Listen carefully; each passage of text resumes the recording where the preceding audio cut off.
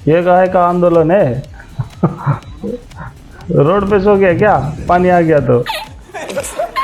अरे वही पूरा अमेरिका में भी आता है, भारत देश में नहीं है। देश का प्रधानमंत्री बोल रहा है, संसद में बोल रहा है, ये भी नहीं कि चुनावी रैली में बोल रहा है। उसको भी कागज पत्तर गलत पकड़ाते हैं देश के प्रधानमंत्री को।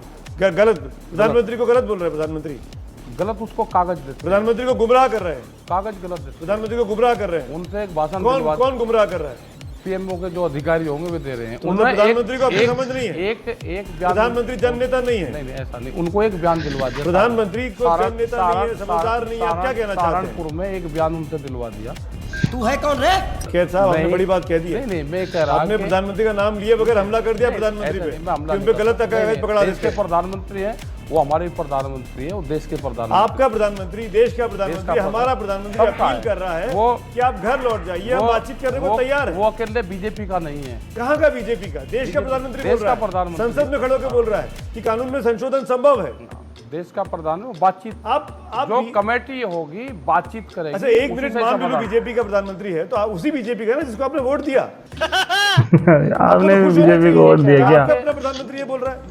मैं ये कह रहा हूँ कि देश का प्रधानमंत्री है वो, एक पार्टी का नहीं, किसी का। कहाँ है पार्टी का? हाँ ये बनाना के साथ है, ये बनाना उनका गठबंधन उनके पूरा का साथ खड़ा है। बात कर लेंगे ना, कमेटी जो बनेगी, जो बन रही है जो कमेटी, आप तैयार ही नहीं हो रहे। तैयार कौन सी कमेटी बन रही है? हमारी जो लोग हैं। राकेश भाई, हाँ जी राकेश भाई, आप बीजेपी को लेके सॉफ्ट हैं। आप बीजेपी को लेके सॉफ्ट हैं। आप योगी जी का नाम नहीं लेते हैं, आप मोदी जी का नाम नहीं लेते हैं, आप अकेले में जाके मिल लेते हैं। आप कहते हैं आप बीजेपी के वोटर हैं, आपके साथ दगाबाजी हुई है।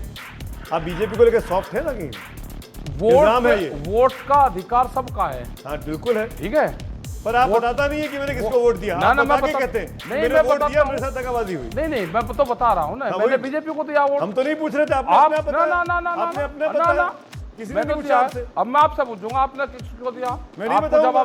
मैं क्यों बताऊंगा? ये मेरा अधिकार है, यही तो है, ये मेरा अधिकार है कि मैं नहीं बताऊंगा। संविधान हमको अधिकार देता है। हमने ये कहा, आपने अपने मुंह से बताया राकेश भाई। मैं ये कह रहा हूँ कि नमस्कार दोस्तों, मैं सुनील और आप देख रहे हैं क्विक रिएक्शंस में आप सबका एक बार फिर से स्वागत है। आज का वीडियो होगा किसान नेता अपने आप को बोल लेते हैं और पलटो राम बन जाते हैं बीजेपी के बी टीम। ये लोग अपने आप को बी टीम बोल लेते हैं या ये टीम बोल लेते हैं, लेकिन मोदी के हाथ में मुँह के खाते हैं। मुँह के खा के टेलीविज़न पे आके अपने आप को बेइज्जती कर लेते हैं। चलिए वीडियो देखते हैं। ऐसे ही कोई अच्छा वाला वीडियो आया है, देखते हैं। चलिए मज़े लेके जो भी थॉट्स आएगा आपके दिमाग में कमेंट्स में बता के जाना। वीडियो पूरा वॉच करना, चैनल को आगे बढ़ाने में मदद कीजिएगा। चलिए वीडियो देखते हैं।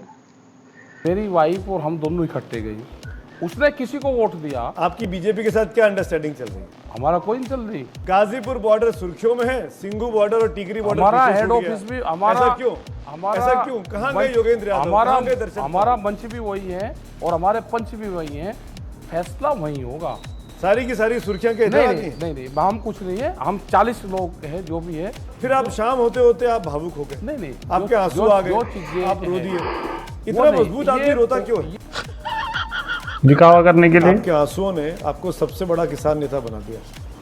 बाकी तमाम किसान नेता जो है वो पीछे छूट गए। सबका जो पंजाब से आए थे, किसान का आंसू था, वो पीछे छूट गए। वो कोई नहीं है चर्चा में, सिर्फ राकेश टिकैत है। नहीं सब हैं, हमारा 40 लोग हैं, हम सब वही हैं, सबकी ड्यूटियां हैं कि किसको क्या करना है। सिंधु बॉर्डर पीछे छूट गया, गाजीपुर बॉर्डर हावी हो गया। हमारा ऑफिस भी वही है और हमारे लोग भी वही। सिंधु बॉर्डर के लोग दिखते नहीं है, राकेश टिकैत हर चैनल पे दिखाई देते हैं। MSP पे कानून भी बनेगा और जो मसले हैं उसको बैठ के हल करेंगे। तो आप कह रहे हैं कि ये 70 साल की दिक्कतों के लिए आंदोलन है, ये 70 साल की दिक्कतों के लिए आंदोलन आप कर रहे हैं। भारत सरकार ने जो पॉलिसी तय करी, वो सरकार किसी की भी रही हो, भारत सरकार की पॉलिसी रही है। बिल्कुल आपकी बात सही है, लेकिन अब तो कानून तय हुए, अभी तो कानून रिपील करने की बात थी ना, तो कानून तो अब वापस हो ही रहे थे। और जितनी पार्टी है, कांग्रेस हो, वो सब इसका समर्थन करते हैं। लेकिन कांग्रेस के सांसद रवनीत सिंह बिट्टू पहुंचे वहां पर, उनको तो आपने उनके साथ तो बड़ी बदसलूकी हुई उधर। उन्होंने बयान दिया, उन्होंने बोला कि किसान आंदोलन में खालिस्तानी झंडे हैं। कांग्रेस के सांसद ने कहा किसानों के बीच उपद्रवी तत्व मौजूद हैं।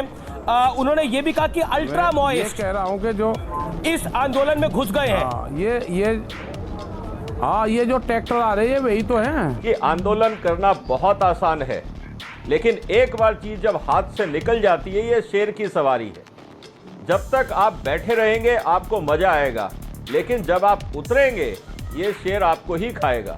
यही बात हर पॉलिटिकल पार्टी और हर किसान नेता को समझनी पड़ेगी कि आपको आंदोलन शुरू करना बहुत आसान होता है, लेकिन जब उसको कंक्लूड करना होता है तो डायरेक्शन किसी को नहीं होता, क्योंकि हम लोग कभी इस बात को प्लान नहीं करते कि कहां पे हमें रुकना है। राकेश जी, अब आपकी बातों से ये समझ में आ गया है देश को कि ये आंदोलन खत्म हो रहा है, हम ये समझें, या ये आंदोलन स्थगित हो रहा है, हम ये समझें? आंदोलन खत्म कभी नहीं होते। कौन कहता है कि आंदोलन खत्म हो रहा? आंदोलन हमेशा स्थगित होते हैं। चड्ढा समझाओ इसे, समझाओ। अच्छा राकेश जी, कुछ लोगों का कहना ये था कि किसानों ने अपने आंदोलन को फिलहाल के लिए स्थगित इसलिए भी किया कि कहीं कोई टूट की संभावना ना हो, क्योंकि पंजाब के किसान, पंजाब के जितने भी जत्थेदार हैं वो ये चाह रहे थे कि इस आंदोलन को खत्म करना चाहिए या स्थगित करना चाहिए, घर लौटना चाहिए। और कुछ किसान संगठन कह रहे थे कि नहीं, ये सही मौका नहीं है। अगर अभी आप लोग इस आंदोलन को स्थगित नहीं करते तो एक टूट की संभावना थी। आप क्रोनोलॉजी समझ लीजिए। राकेश जी, अब आपका आगे का प्लान ऑफ एक्शन क्या है? जनता ये भी जानना चाहती है। राकेश टिकैत अपने घर पहुंचेंगे, अब अगला कदम क्या उठाएंगे? मोर्चे 14 तारीख तक घर पहुंचेंगे, अगला कदम बाथरूम जाएंगे। भी कर रहे थे और राहुल भाई भी कर रहे थे। अब मुझे लगता है टक्कर ये होती है जब बाथरूम जाकर फ्रेश होके आएंगे। भारतीय यही है इनका अगला कदम। नेता जिसके तेवर खुद पहलवानी से कम नहीं, किसी धरने पे आता है और आपने खुद कहा मैं हारे हुए सिपाही के साथ खड़ा होता हूँ, तो हारे हुए सिपाही के पास तो गंवाने को कुछ है नहीं, उसके साथ आप कब तक खड़े रहेंगे? एक सवाल ये उठता है, जब तक वो जीते नहीं या जब तक वो खर्च ना हो जाए।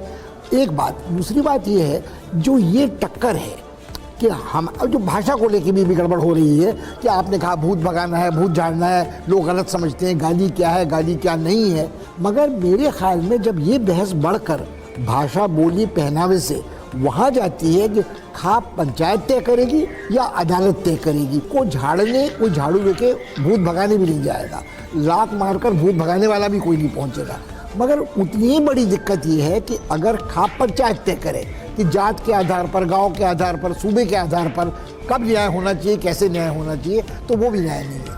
दोस्तों, करोड़पति किसान राकेश टिकैत के पास सिर्फ एक ही काम है कि ये वाला डायलॉग अच्छा था, लात मार के भूत भगाने वाला। किसी न किसी कैसा लगा आप सब लोग को ये वाला वीडियो? अच्छा लगा तो प्लीज लाइक शेयर और सब्सक्राइब कीजिए। मिलते हैं अगले वाले वीडियो पे। जय श्री राम।